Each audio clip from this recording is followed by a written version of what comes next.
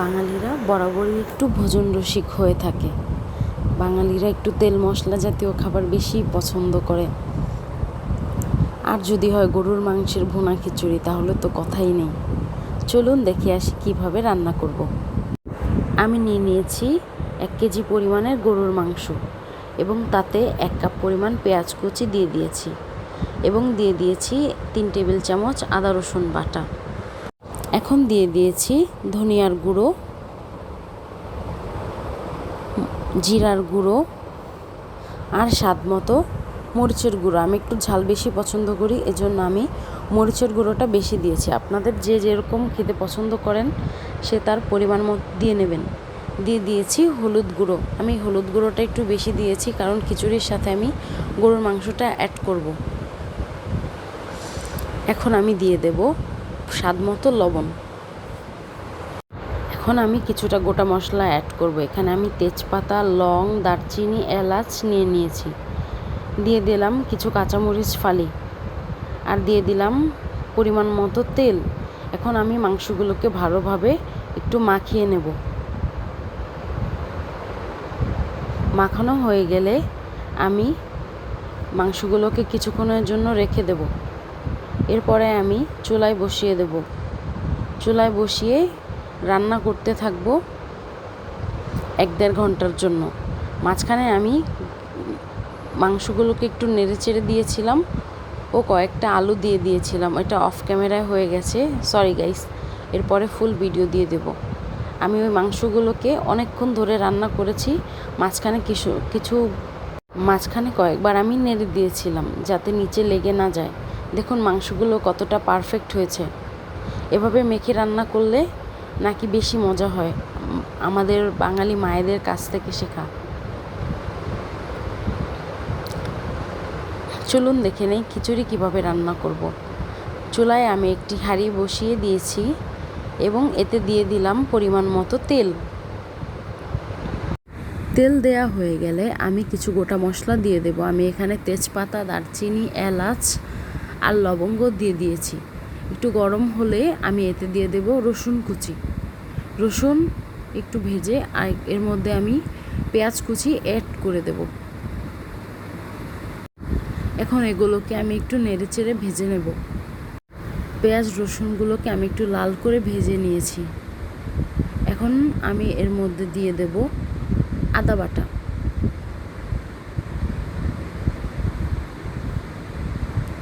এখন আমি যে চালগুলোকে ধুয়ে রেখেছিলাম, এখানে আমি নিয়ে নিয়েছি চাল, মসুর ডাল, মুগ ডাল, খেসারির ডাল। আমি সবগুলোকে ধুয়ে আগে থেকেই ভিজিয়ে রেখেছিলাম। এখন আমি সবগুলোকে দিয়ে কিছুক্ষণ মশলার সাথে মিশিয়ে নেব।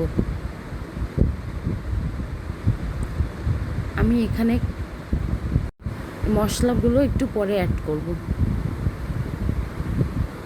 এখন আমি দিয়ে দিলাম মরিচ গুঁড়ো। এখন দিয়ে দেব হলুদ গুঁড়ো।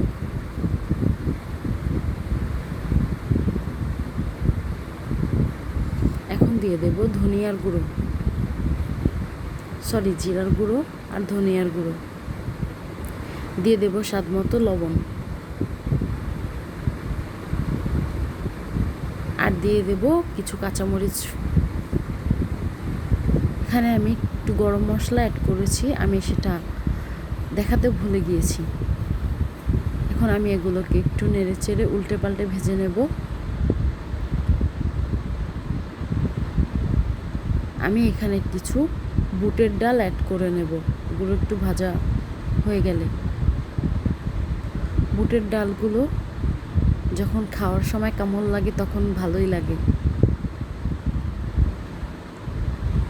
আপনাদের ভালো না লাগলে আপনারা স্কিপ করতে পারেন।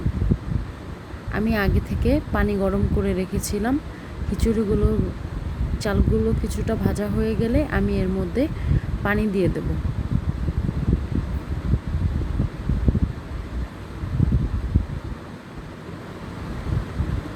এখন আমি খিচুড়িগুলোকে কিছুক্ষণের জন্য ঢেকে রেখে দেব। কিছুক্ষণ খোলার পর পানিটা যখন এভাবে টেনে যাবে, তখন আমি এগুলোকে একটু নেড়ে চেড়ে উল্টে পাল্টে আবার কিছুক্ষণ জন্য ঢেকে রাখবো।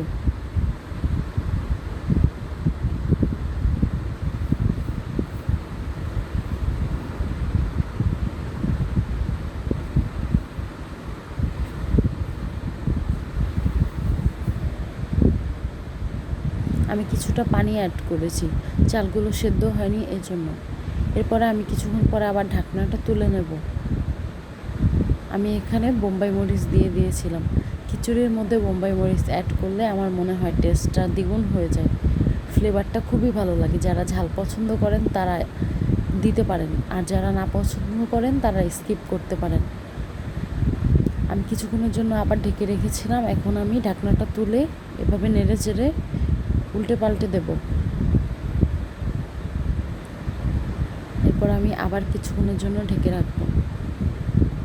কিছুক্ষণ পরে ঢাকনা খোলার পর যখন পানিটা এভাবে টেনে যাবে, তখন আমি এর মধ্যে আগে থেকে রান্না করা গরুর মাংসগুলো দিয়ে দেব।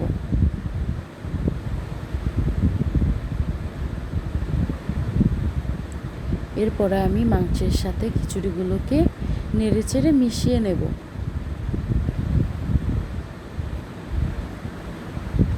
খিচুড়ি এভাবে মিশিয়ে রান্না করলে গরুর মাংসের সাথে আমার মনে হয় আপনাদেরও ভালো লাগবে। আমার বাসার সবাই এই খিচুড়িটা খুবই পছন্দ করে। আমি সব থেকে বেশি পছন্দ করি এই খিচুড়িটা। আমি প্রায় সময় বৃষ্টি হলে এভাবে খিচুড়ি রান্না করি। দেখুন খিচুড়ির কালারটা কতটা পারফেক্ট হয়েছে, দেখতে কতটা সুন্দর লাগছে। গাইস, এখন এর মধ্যে আমি কিছুটা ধনিয়া পাতা কুচি অ্যাড করে পরিবেশন করে নেব।